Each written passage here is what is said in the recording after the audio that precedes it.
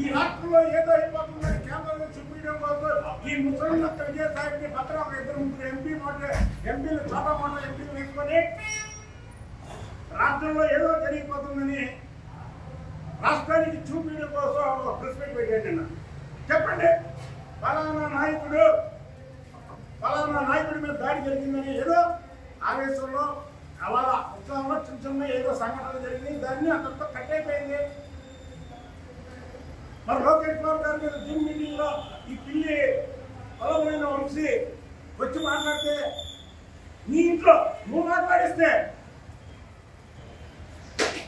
రావచ్చా? ఇప్పుడు లోకేష్ బాబు గారు ఇప్పుడు మాట్లాడతాడు జూమ్ మీటింగ్ లో, నువ్వు నీ పిల్లి పొలాలని ఇంకో పిల్లి పొలమైన వంశీని అటు ఇటు పెట్టుకొని ఇప్పుడు రెండు మాట్లాడండి.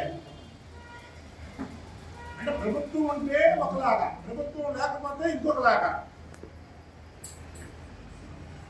మీరే ధైర్యవంతులే, ప్రభుత్వం ఉన్నా లేకపోయినా పోరాటం చేయాలా?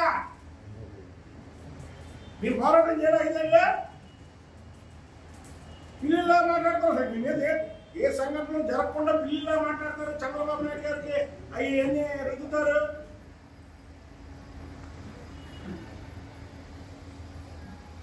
విజయసాయి రెడ్డి అనే వ్యక్తి ఒక లుచ్చా ఉత్తరాంధ్ర అంతా దోచేశాడు.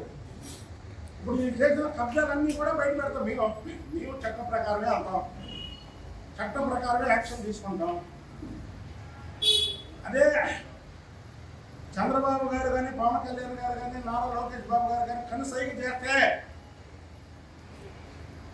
వీళ్ళందరూ ఉండగలరా? ఇవాళ ఈ రాష్ట్రంలో కాదు, ఈ భూమి మీద ఉండగలరా? అంటే ప్రభుత్వం ఉంటే పులుల్లో వేషం కడతారా?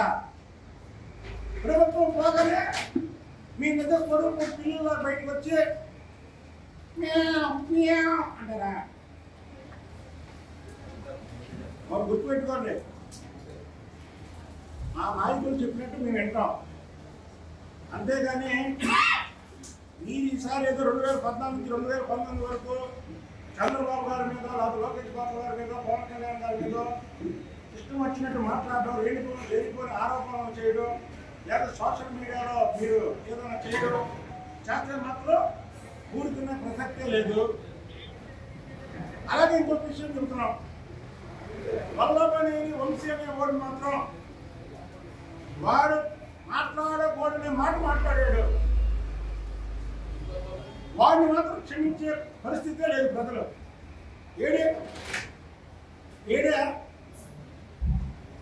పెద్ద హీరోగా మాట్లాడేవాడుగా, పెద్ద పోటీ పట్టేవాడుగా, నీ పక్కన కూర్చొని జూమ్లోకి వస్తే నువ్వేదో పెద్దవాడు హీరో అనుకుని పక్కన కూర్చోబెట్టి లోకేష్ బాబు గారితో మాట్లాడుతున్న జూమ్లోకి తీసుకెళ్ళావుగా.